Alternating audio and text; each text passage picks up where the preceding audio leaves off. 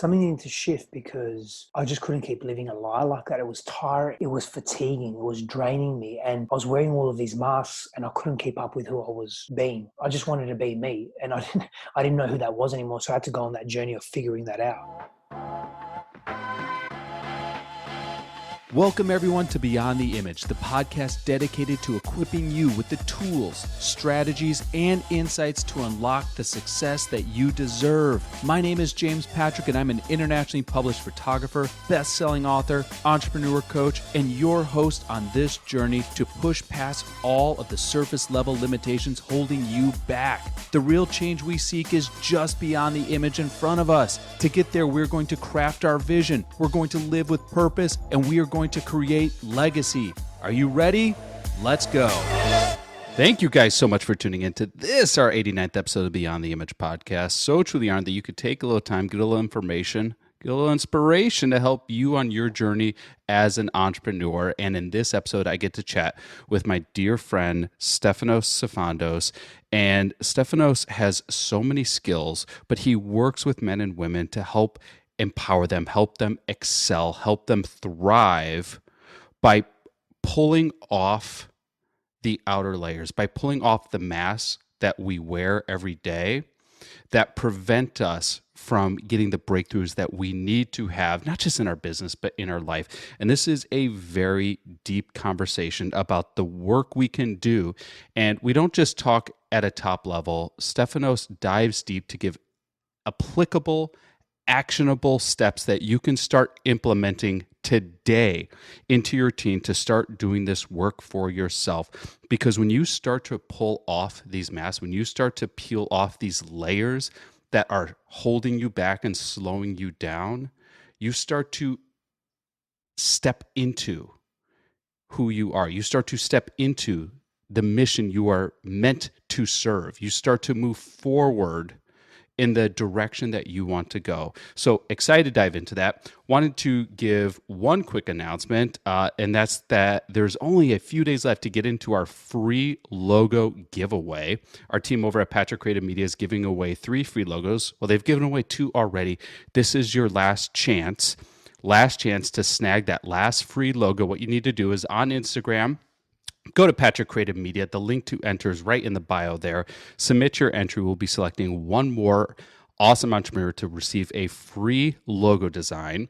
And then also wanted to remind you to leave us a 5-star review on the Apple Podcast app. They help us so much. We just got a 5-star review from Judy Bakeman, and the title is What a Ray of Positivity. This is such a great podcast. Don't take my word for it. Check it out for yourself. Judy, thank you so much. And to thank you, Judy, for that awesome podcast you just left us, send me a DM at jpatrickphoto. Send me a DM so I can get your address because I want to send you a copy of my book, The Fit Business Guide, The Workout Plan for Your Brand.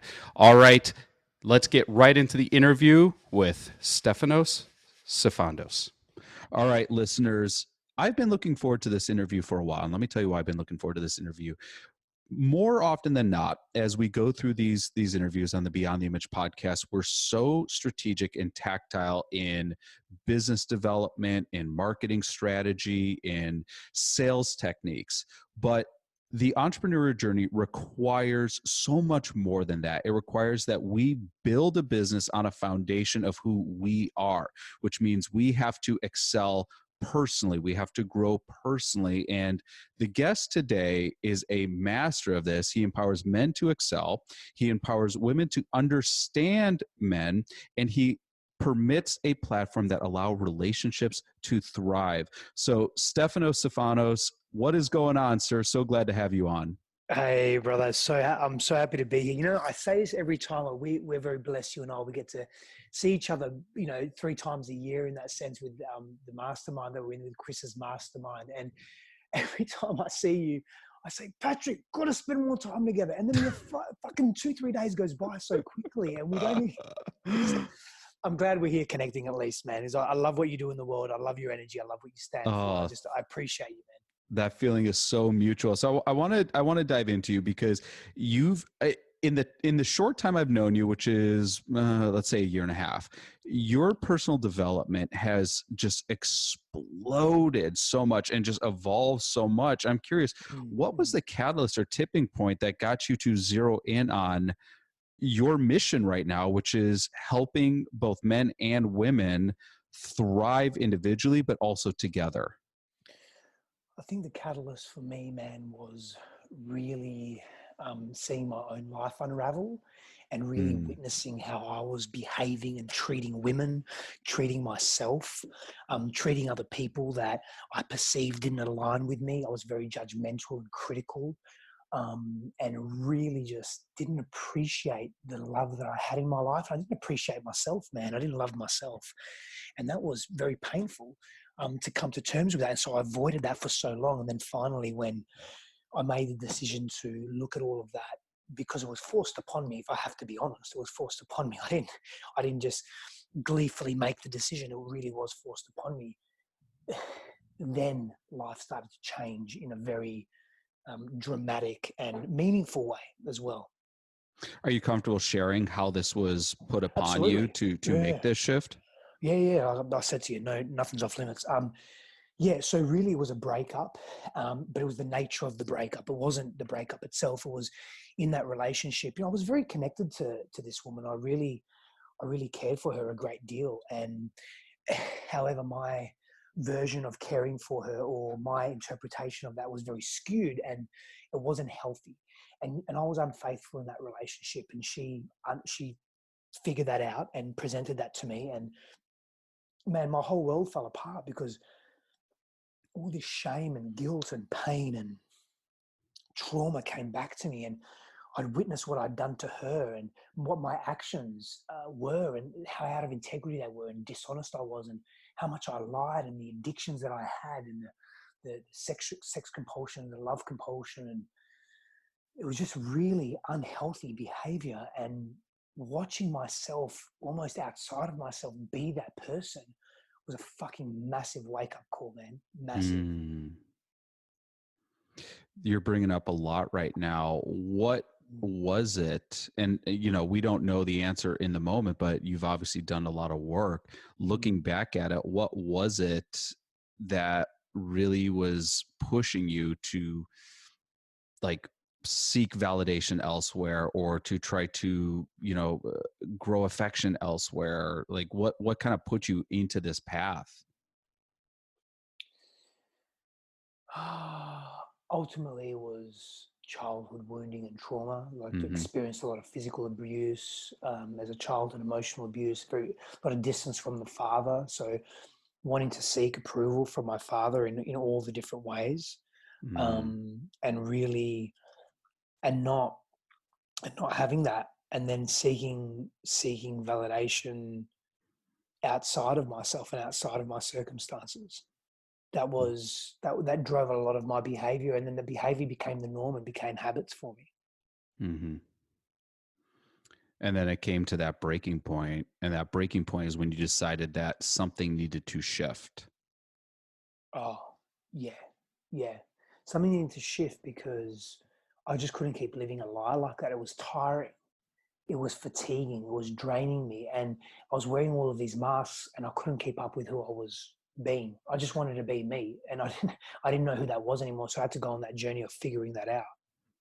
I love that analogy of wearing a lot of different masks because it's true. Like you have to almost like you're playing these different characters depending on who you're interacting with or what you might be saying, be it whether it's true or whether it's a lie in that given moment. You have to wear these different masks, and this is depleting your energy because at the same time you're also trying to find what is the real mask, because perhaps you've put on so many you don't even remember the Correct. real mask anymore. What were you doing after this kind of all came to a head? What was some of the work you started to do to try to find what that right mask was, or what the true you Mm, was? mm. The work presented itself in various ways. It was seeking counsel, spiritual healers, shamans, psychologists, psychosomatic work, psychosexual somatic work, spent a lot of time in solitude, meditation, stillness, in nature. There were many modalities that I used and many Mm-hmm. access points within and outside of myself that I leveraged, like some that I just mentioned there, you know, cold, hot therapy, exercise and movement, which has been part of my life for many, many years, but even in a more deliberate way. Just doing all extensive fasting protocols, not to deprive myself, but to cleanse as well, to cleanse my body and cleanse my mind in different ways. It just really explored and experimented with old and ancient modalities and new, more modern techniques as well.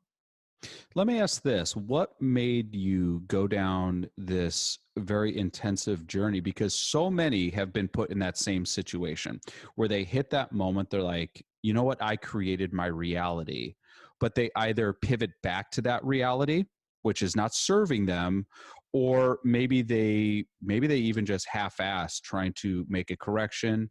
But ultimately, so many end up pivoting back to that reality, which was not serving them. You really went deep to start to heal and to start to build a stronger foundation. Why do you think you were able to do that?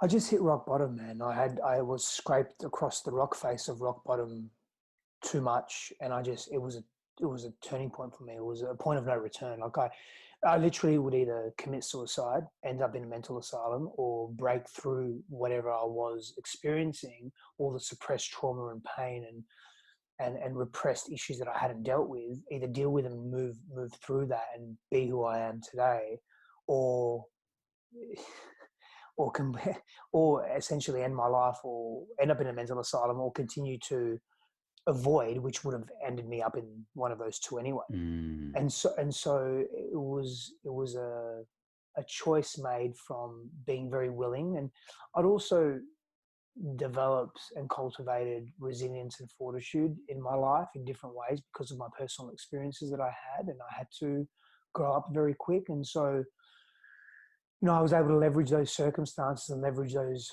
characteristics, those character traits that I built over time, to actually apply them into an aspect of my life that was probably more fruitful and more useful.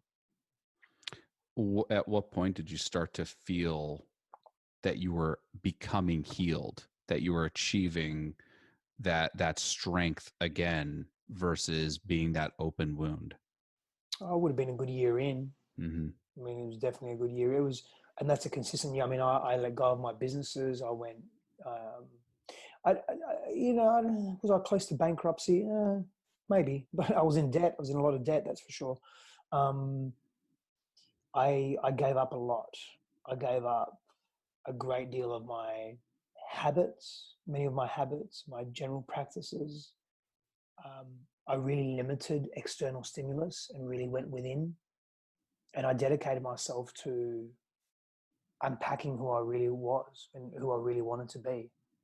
And that included letting go of some old friendships that were really beautiful friendships, but that our values were misaligned. That was very difficult, letting go and shedding the layers of myself that just wasn't me anymore.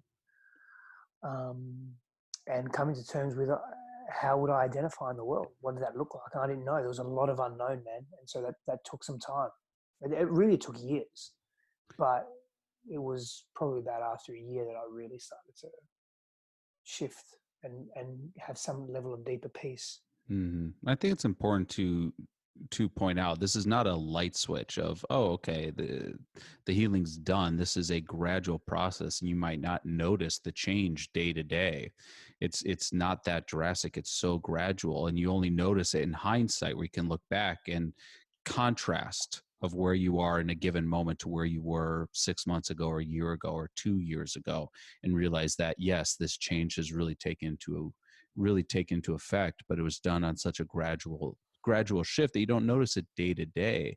But the other thing that you said that kind of jumped out at me is how you had to really eliminate so much of the external stimulus, be it connections, habits, rituals that you had at one point in your life. And it just kind of made me think it's very similar to like almost putting yourself on a clean diet, where you eliminate everything that is not base level, because now you're able to truly see what factors are not serving you, or what factors are creating, and I'll just use the phrase inflammation, like creating an inflammation of your emotion or Mm, shifting you into the wrong direction. And you don't know that until you remove all those factors. That really hit me. mm. Yeah. Yeah, most definitely. And what it did was, for me, it created space. It created Mm. space, and the solitude helped create the space, which helped create the stillness and the silence to reflect at a deeper level on all of those things and more. At what point did you start to realize that this was something that you were being called to serve to other people? I realized that very early on, my friend, and why was because I was I was experiencing such immense pain that I realized that, okay, I'm either really going to go one of three ways. I'm either going to commit suicide, end up in a mental asylum, or I'm going to move through this with some really deep lessons and great wisdom, and then bring that into the world and be able to relate to people at a deeper level than I ever have before, because I will actually move through this in a more authentic way. And that was that was one of my rites of passages. That was one of my big hero's journeys. And we all go through this. And that was one of mine. And I really held on to that, and I really focused on that as best as I could all the times that I felt like stopping and quitting and ending my life, or just was in so much pain I couldn't see the forest through the trees, and which was, I couldn't see the sort of gold at the end of the rainbow, but I just persevered. Hmm. Did you ever have, as you started to move forward and realizing, okay, I'm going to try to help other people? Like, 'cause what you're doing is you're turning your pain into a purpose. Mm, You're realizing that this pain, I'm choosing to make a reason for this pain. I'm going through this right now, and I'm going through it willingly. And the reason I'm going through it willingly is because I've put a purpose behind it, not just for myself, but there's a calling there to serve others who have similar pains. And mm. and I'm only that one step ahead of them, but I just need to be that one step ahead of them because I can help them with that next step. Did you have any resistance churning up at this time? Like, who am I to do this? Is this my place? What if I say the wrong thing? What if I guide them in the wrong direction? Absolutely. I had a lot of a lot of doubt.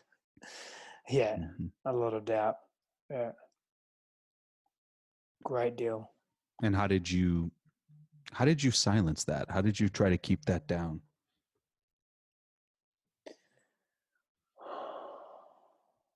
It was a battle. There was a lot of negative self-talk. There was a lot of density in the way I spoke to myself. And more of that came up as I was unearthing more of my childhood and more of my conditioned experiences. And that was part of it. The way I spoke to myself and saw myself was also in turn responsible for the low self-worth that I brought into the world, which I masked with false bravado and external confidence. And so a lot of that was coming up more and more, and I would just deal with life 8 seconds at a time. I would literally just deal with life moment by moment, and understand each pertinent lesson in that moment, and not overdo it. Mm, mhm. That life 8 seconds by a time, Mm. that struck a chord with me because I just, like, I feel like when you're in that space, it can be so depleting because you're constantly having to reassess the next step that you're taking right now. Yeah, Mm. most So definitely.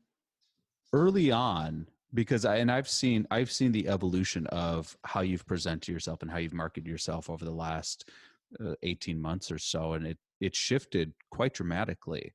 But early on, what was your focus or your modality and how you wanted to help others? What was the messaging that you were putting out in, these are the pain points that I'm trying to help you alleviate? There was probably a number of different um, focal points that I had there, and one of them one of them was really breaking through this false sense of self, this sense of self that we create in the world because we're scared to be ourselves. We're scared of being rejected. We're scared of being abandoned. Scared of being told we're wrong. We're scared of being hated upon. We're scared of not understanding who we are. We're scared of someone not experiencing us the way we want to be experienced, and moving beyond that. In other words, building a deeper level of self-confidence and self-awareness. That was a big part of it. Mm. What do you think most of the people who come to you are afraid of in that? Well, they're afraid to see themselves. They're afraid to be heard. So, we have fundamental needs as human beings: to be seen, to be heard, to be understood, to be appreciated, to be respected. And Mhm. so the inverse is also true, is what we're afraid of. We're afraid of not being seen. We're afraid of not being heard. We're afraid of being misunderstood, being disrespected. We're afraid of not being appreciated and valued and being and worthy. We're afraid of being rejected, humiliated, abandoned. And so we hide in the world because there's a very primal thing about that. Because there's an in-group and out-group. When you're in the in-group, you're safe. Strength in numbers, you're protected. Again, an evolutionary thing, right? Back in times where our environment was very volatile, strength in numbers was a very real thing. I mean, it still is today Mhm. in different ways. And so neurologically, this out-group mentality, if you're in the out-group, you're on the outskirts, you're not in the in-group, you're not appreciated, you're not respected, you're not loved. And we derive much of our worth from our environment. And so there's a balance point of how do we pull that out from within ourselves and also extract that from our environment. And so it's like speaking on stage. One of the most scariest things to do, and this has been documented, is to speak on stage in front of an audience. Because if you say something and the majority of that audience think that you're wrong or they're against what you're saying, there's humiliation and rejection and abandonment that comes with that. But you also feel like, your primal self, the primal parts of your brain responsible for survival, um, they, they say, whoa. If these people don't like me, if these people are against me, then where am I? I'm alone. I'm by myself. That's not good. So we better say something that agrees with the whole group, so we get to remain in the in-group. And that's why speaking your truth in front of a public audience can be very challenging, right? Virtually it's a different story. There's some barriers and protection there, but in Mhm. front of a real stage, it can be really challenging. And so we put these masks on and we filter what we say and how we express and what we speak. And so many of us do this unconsciously, right? I Mm. know I've been responsible for that. I've done that so much. And so our opportunity is to move past and beyond that. I think that's a big part of our growth curve. Yeah, I've spoken on dozens, if not hundreds of stages, coast to coast, and I've watched the evolution of my presence on stage shift in the 15 years I've been doing it. And Mm. it doesn't it doesn't so much bother me now, but it's because I'm doing what you said we were doing, which is I 100% put a mask on when I get up on stage. When I get up on stage, I'm essentially playing a character. Mm. And it is, and I know this because the second I get off stage, I am so depleted, not just from the giving the presentation, giving of myself, but because while I was on stage, I am also doubling by having to put on a persona. And is the persona partially me? Yeah, of course it is. But it's still a mask and it's still not the most authentic way. And I've also made a mistake where I've been on a stage, and I remember I was presenting. This was maybe 10 years ago, a room of 50 people, and for whatever reason, there was a guy sitting up front who had his arms crossed and just had this fuck off look Mm. on his face, and I'm like scrambling as I'm doing this presentation. I'm scrambling to think, why does this guy not like me? I don't know him. Does he not like what I'm saying? Oh my God, is what I'm saying not right? Am I saying something Mm. incorrect or wrong? Does he know more than me? And I made Self-doubt. yes, I made the entire presentation trying to get this guy to either nod his head or crack a smile. And afterwards, I just realized that all I've done is I've robbed the other 49 people in the room Mm. of my Mm. best self, just trying to appease this one guy who he was just mad because it had nothing to do with me. That's the thing, had nothing to do with me, but yet I internalized it, I personalized it, and it ruined my entire presentation. Mm. Well, I ruined my entire presentation. He did not. That's the catch. Hmm. There it is, man. There's an example of how we are making what we think, what we project, what we perceive, what we express, more important, that we make it less important than what somebody else is appearing to think of us when we have no idea what's going on in that person's life. But Mm-hmm. you were making the whole presentation about him. I get that. And what if that's how he expresses discernment, or that's how he expresses focus? Or what if something really, really drastic happened to him that morning and he just couldn't shake it off and he couldn't even Mm. concentrate on your speech? We don't know that, but we Nope. make these assumptions about what people are thinking as well, which again layers on the masks upon the masks upon the masks that we wear. It's such an ego thing to Mm, assume that whatever is going on has to do with us. yeah. Yeah. That's so fascinating. When Yeah. now, do you primarily work with men, or do you have an equal split of men and women? Fair. I want to say fairly equal. Mm-hmm. Yeah, fairly equal. Now, when someone comes to you, what would you say is a common pain point that they're struggling with right now? Like something that they feel is a block that's holding them back? Oh, it's really the one of the biggest pain points that people come to me with is definitely in love and relationships. Mm-hmm. Is two components to that: wanting to be in a healthy relationship or improve their healthy relationship, or improve their relationship. Sorry. And what most people realize is, and not everyone does, but what most people realize is that their past is holding them back, that they've got pain and trauma in their past that they need to heal, forgive, move through, understand at a deeper level, break down, whatever it is, to help them be free in the present. And then there are some people that come to me and say, "Oh, I've had a great childhood. My childhood's great. I mean, I was okay. And then I dig a little deeper, and they've had sexual abuse, physical abuse, traumatic abuse, but their psyche has suppressed that and negated that, and it just impacts and influences everything and everyone that they are today. And so that's a pain point. What's so fascinating is as you start to uncover these layers, Mm, something that could have seemed so innocuous at the time, or so innocuous in hindsight, when you really start to peel back, you realize that actually developed a root. And that root mm, could have been plugging up your potential to open up to someone else, or could have been blocking you from progressing in a certain way, or from maturing or developing in a way that you thought you could or should have. And it just was there, and it buried so deep that mm. you had to try to shift around it, and you have to almost like pulling it out of the earth to allow the body to move forward. Yeah, and that's why we need each other. We're relational social beings, Patrick. That's why we need each other to help help us see a different perspective than we haven't seen before, to help us move through life in a way, because we get attached to our perspectives and our beliefs and our models of reality, and we can't see beyond them or through them or another way of being. And so the opportunity is to ask others for help and say, "Hey, can you see something that I'm not? When you look at my life, when you look at my behavior, you look at my habits, you look at the way I'm expressing and being in the world, what do you see?"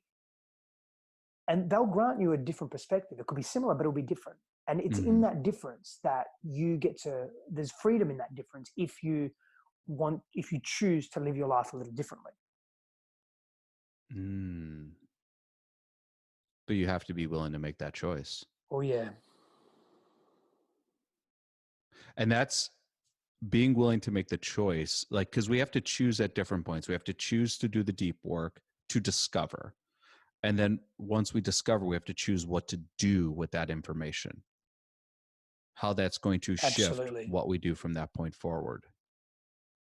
Yep. Now, what I love about this and what I appreciate about this so much is it is so easy for us as entrepreneurs to delay the care for ourselves Hmm. by shifting to like, I'll use myself as an example. I'll make time to work out once I get my business up and running. I'll make time to, meditate and journal once my business is operating at full steam. Then I'll have all the time in the world. Once I get to a certain financial level, then I'll make the time to be available for great relationships. And what ends up happening is we never cross that finish line of, that business metric or condition we set. We just keep moving the finish line, and we get unhealthy physically, we get unhealthy mentally, and we never open ourselves up to have a fully connected relationship. And I've used this example before, but it perfectly personifies my point, which was I was on a trail run last summer, and I'm at the top of this summit, and I look down, I see this big saguaro cactus, and just this giant big saguaro cactus. I'm like, wow, it was really impressive. And it looked like the trail ran along right next to it. So I was excited because I wanted to get up close and take a photo of it. So I continue running down the trail, and I come up to it, and now I can see the whole cactus, because from the top of that summit I was at, I can only see the top 2/3. Now I see the whole cactus, and the bottom of the cactus is rotted out to the skeleton. And this cactus may live for another year or two, but those ribs of that cactus are going to crack, and this cactus is going to fall over and it's going to die. And that right there was my life of what it used to be a number of years ago, which is the business at top. And, oh, the business looks so good, but physically I'm not healthy. Oh, the business looks so good, but mentally I'm malnourished. Oh, the business looks so good, but I've made no time to invest in real relationships. And it's just built on this weak foundation. And it was having to flip that and realize we have to honor ourselves, our bodies, our minds, and our relationships. And then we can build stuff on top of that because it has a solid foundation. I love that, man. I love that. Really love that. How do you manage your own personal work, doing the work on yourself, so that you can continue to show up better for those you're also serving simultaneously? Sometimes with difficulty and challenge, and I won't lie about that. And because I get caught up in serving and giving and producing, creating and all of that, right? And then what really keeps me grounded though is my routine. And I sometimes have to change my routine. I mean, this coronavirus and what we're moving through right now is an example of that, where I've had to adjust and change and shift my routine. But generally my routine consists of a stillness practice in the morning and during the day, stillness practice, movement practice, a breath practice, and a reflective practice. And that looks like also getting into nature, going through a deliberate different cycles of breath technique that I use to help purify my physiology, but also clear my mind and open up my emotional being. A stillness and reflective practice that just allows me to be in stillness, because as entrepreneurs we do a lot, right? Like we create a lot, we do a lot, we have a lot of interaction with different people, and so it's nice to have that balance of stillness. And then moving my body with sometimes great intensity, sometimes steady state, but definitely moving my body every day, and then connected to my health in that space. And that's these routines, these familiar routines keep me grounded and also keep me giving to myself. So that's really essentially a self-care practice. I would love to dive into these, because you listed 4. It was stillness and movement.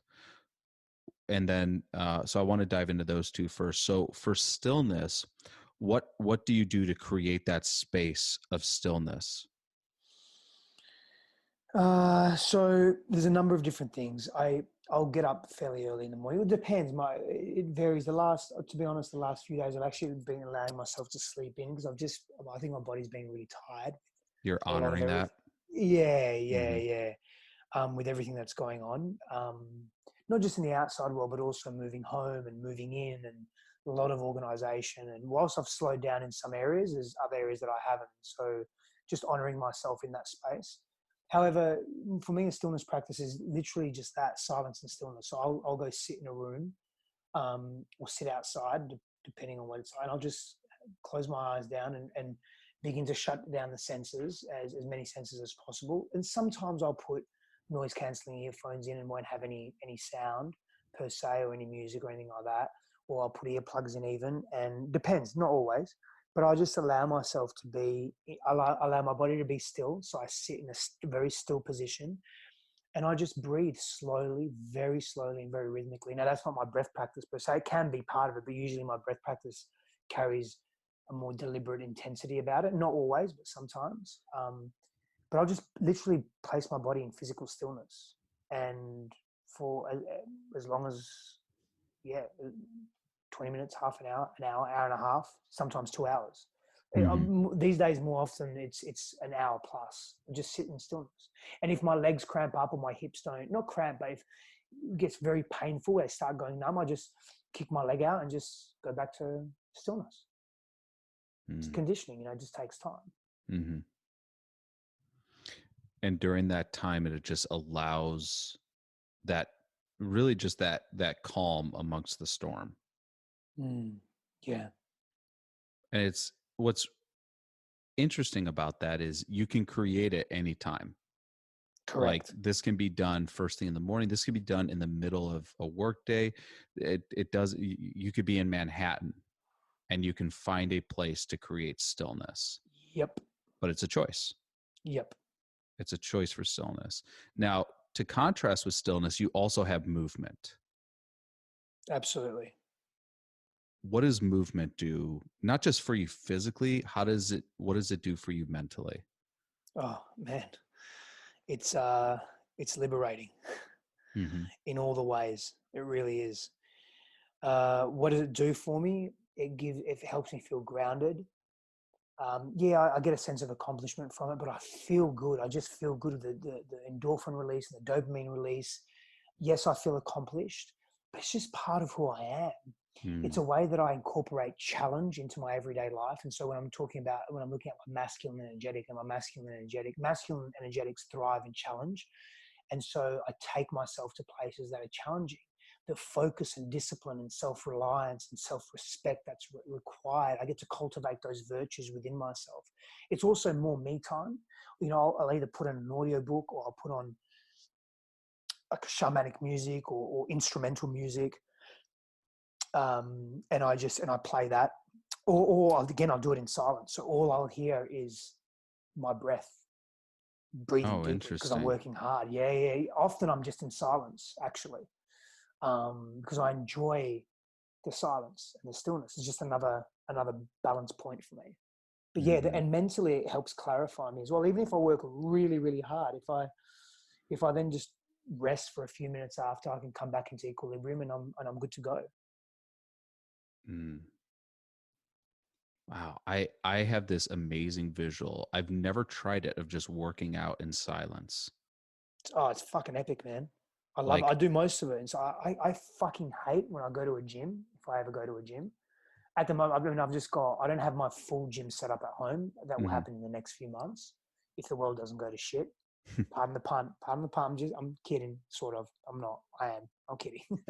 But I'm kidding, sort of. But I hate when I go to a gym and there's just blaring loud music. It's like, especially when the music is just violent and fucking loud. It's like the worst thing for the nervous system, man. Yeah. Yeah. Wow. I actually want to do my next workout tomorrow in complete silence. I'm gonna try that. I'm actually really excited for that, because normally I'm just so used to like trying to cram in to every second of my day something that allows me to multitask. So it's like, okay, when I work out, I'll listen to podcasts, or this is where I listen to audiobooks, so I can at least but to allow something to just be its own thing, to allow meditation to just be its own space, to allow my movement to just be its own thing without having to try to multitask everything in, which honestly is probably pulling from the results I could achieve, or from how much I can be present in that. Yeah, I resonate with that, man, for sure. What were the other two things? One was silence, one was movement, but you had said four things. Breath practice. Definitely. Okay, so breath practice, you put me through a breath practice back in January. What like, I would love for you to explain to the listeners what your breath practice involves and why it's important. So why it's important for me is because, again, it helps me feel grounded. It's good for my health and physiology, and I think that's an everyone thing. Um, it helps me remain in greater mastery of myself. I find breath is an amazing access point and gateway to inner control when we're feeling out of control, when we're feeling stress and anxiety. It's a great way, it's a great tool and technology, if you like, to utilize in regaining perspective in sometimes difficult and challenging situations. Some of the breath that we did was, I mean, deliberate breath techniques present themselves in many shapes and sizes, right? It really depends what you're looking for. Where are you wanting to relieve yourself from stress? Are you wanting to eradicate fear? Are you wanting to feel more calm in your physical body and in your mental thoughts? Are you wanting to fall asleep? Are you wanting to elevate and amplify your physiology? Are you wanting to get activated, so to speak? It depends what you want and what you're after. But when people say breath work, people often think, well, I breathe every day. I don't even understand what that means. What do you mean breath work? It's just a deliberate breath technique that will evoke a particular experience or outcome based on what your desires are, i.e. on some of what I just mentioned a moment ago. And so for me, my breath practice in the morning is, I do it for a couple of different reasons. It will usually involve breath retention techniques. And so that can be really challenging. And it also pushes me to my edge. I think it pushes anyone to their edge. I mean, again, neurophysiologically, what's happening when you're holding your breath and you really keep pushing that, it starts activating different fear centers around your brain, which then, you're caught in this chasm of, what do I do? Do I consciously act? Do I keep telling myself that I'm safe? Because of course I am. I'm purposely holding my breath. It's not like a situation that's been externally pushed upon me where I can't. I have to hold my breath, otherwise I'm going to die, because, like for example, being underwater. But it's, you're in this parallel, or this twilight zone almost, and so going to those edges, it helps you get to know yourself a bit more. Now I realize that's also a very masculine practice. It's a masculine energetic being in that challenge. But again, I also have other practices that are more in feminine energetic, where they're softer practices, they're more nurturing practices. However, that for me, breath and breath retention is very powerful, and it helps me get to know me at a deeper level.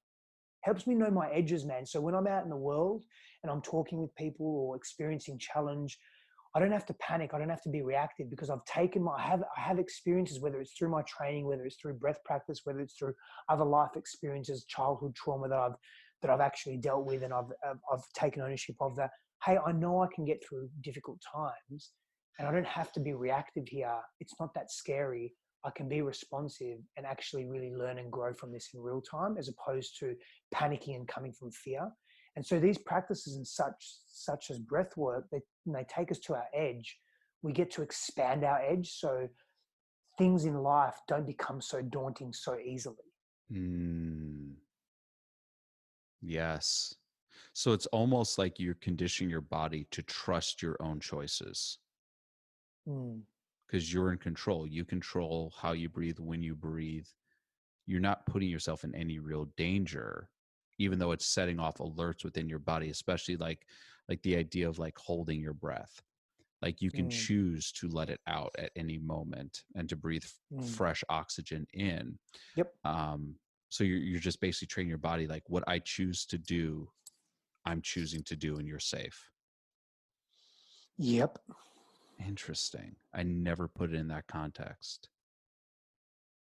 Yeah, one of the things I found was so interesting, because when you and I were doing it, it was we went through and got our heart rate up, so we accelerated our heart rate, and then it was very quick inhales and exhales. And I remember going up like really fast, going into this dizzy state followed by a quick euphoric state. Yes. And we did it for like longer than I was comfortable, but I just kept doing it, and I just kept falling deeper, deeper, deeper, deeper. And then at some point you're like, okay, then breathe normal. And it was this ocean of relief, and the visuals that were coming into my field of third eye vision it was like overwhelming how Mm. fast I fell into it. Yeah. It's fucking powerful, man. It was probably the most surprising thing I could have imagined, because I had because you didn't really prep, you didn't say what the intention was as we were going into it. You're like, all right, just follow my lead, and we did. And yeah, I could not have anticipated that, and it was such a beautiful thing. And you mentioned there were four, so it was stillness, movement, breathing. What was the fourth one? Would be nature Nature. is an important, is an important part of my journey. On my as if I can make it a daily practice, I definitely do. And that could be just getting my feet into the grass outside. I'm very blessed that I'm overlooking a green belt, so I'm sort of in nature. But getting to the beach, getting into the ocean, getting to the lakes, the rivers, the streams, the forests, going for a walk in nature, just get in nature, man. I mean, it's so soothing and calming. It's so us. That's where we belong. We've created these human structures that isolate us and distance us from nature too much, and there's a disconnect there. And we come from nature. I mean, there is some science that says that we have been the humanity in terms of a single cell organism coming from a multiple cell organism coming from a single cell organism eventually ultimately came from the ocean. There's a theory that something hit the like a meteor or something hit the ocean and heated it up, and something happened. Even though we're talking hundreds of millions of years ago, and it heated it up, and then it caused some type of reaction that caused life to spawn, and we've come. So we ultimately, at some level, maybe we come from nature. Mm-hmm. So whichever way you look at it, we come from nature in some capacity. I think we've lost a lot of our connection to nature, which is really important. And it also ties into that stillness, to have those moments of reflection. And I would echo that sentiment. It is like, despite everything that we are enduring right now, the highlight I have every day is when I go for a run outside. I'm just in that space and in that environment, because the weather is amazing right now. And I'm just so grateful. Like every morning on my run, I have that halfway point where I stop and I just take it in. I'm like, I'm so grateful for this right here. And it's such a powerful thing. I mean, it's just like legitimately one of my favorite things to do. And it's a non-negotiable goal of mine, but one of my favorite things to do is just go up into the mountains, because with where we live in Phoenix, we're 3 to 4 hours away from, be it Pine Top or Flagstaff or Lakeside or any of those areas. And to be, whether it's in a tent or in a cabin, and just have that space. It is such an amazing experience to be in, but it's because it creates that stillness, that gratitude, Yes. just that environment where you can be in that ecosystem of just happiness. Yeah. So I'm curious, like, I mean, you've been on this journey for a while. You've worked with so many people. You've helped so many people just choose to put down the masks that do not serve them. What do you see as your ultimate goal? How will you know? So it's two parts: what the ultimate goal is, and how will you know when your impact has landed, like when you've been able to put a dent into this universe? Whew. So for me, my service is the dent that I want to make is to contribute to the evolution of our sociocultural and geopolitical and socioeconomic systems as a collective, how we do life, whether that's how we extract and produce and distribute resources and energy, how we treat each other, how we see each other, how we love each other, I want to really contribute to that paradigm and shift the paradigm around that, shift us out of fear and scarcity and more into abundance, connection, and openness, and contribute to that. Be a legitimate cog in that wheel, right? And also help people see their worth and value. And that's how I do that essentially now, is I assist people in getting out of their own way to help them really see themselves and their value and their worth. So they don't bring a wounded individual self to their relationships and to life and to people that they come in contact with. So I believe we need a top-down approach and a grassroots approach as well. And so for me, I'll know I've made an impact when I'm playing in both fields. And I believe I am playing in both fields now, maybe not to the extent in the top-down approach that I would like or that I perceive or foresee myself to be. And that's okay. That takes time and unraveling. But I know that I'm very sincere in my service in that space. I love that answer. And you're definitely doing it. Like the amount you give and the amount you put out there to support others is a testament to how generous in spirit you are. It's funny because I had no idea where this conversation was going to go as we kind of leapt into this. But as I'm sitting here just reflecting on the last hour of our conversation, this falls in such beautiful alignment with the ethos we created for this show. The show's called Beyond the Image. And the idea was that true solutions lie just beyond surface level imitations or surface level perceptions. And that's exactly what you help people do, is dive deep, go beyond the surface, and literally removing those masks to find that true authentic self. Steph, the work you're doing is so important. Where can listeners go to learn more about you, the work you do, and to potentially even connect with you as well? I appreciate that very much, brother. Thank you so much for your kindness. You can connect with me on social media, Stefanos Sifandos, or my website, stefanosifandos.com. You'll find me there, pretty straightforward, except the name can be a little long to spell, but we'll put the links in the show notes to make it super easy for everyone. Steph, I appreciate you so much. Thank you for being a part of this, for being vulnerable, for having such an authentic conversation. I cannot speak highly enough about you, and just so honored that we can make this time to have this chat. Thank you, brother. I appreciate you so much, and I very much look forward to seeing you very soon. Very soon, brother. Take care. Stay safe. Thank you. You too. Thank you for listening to Beyond the Image. For more information on James Patrick's work and live events, please visit jamespatrick.com or jamespatrickworkshops.com.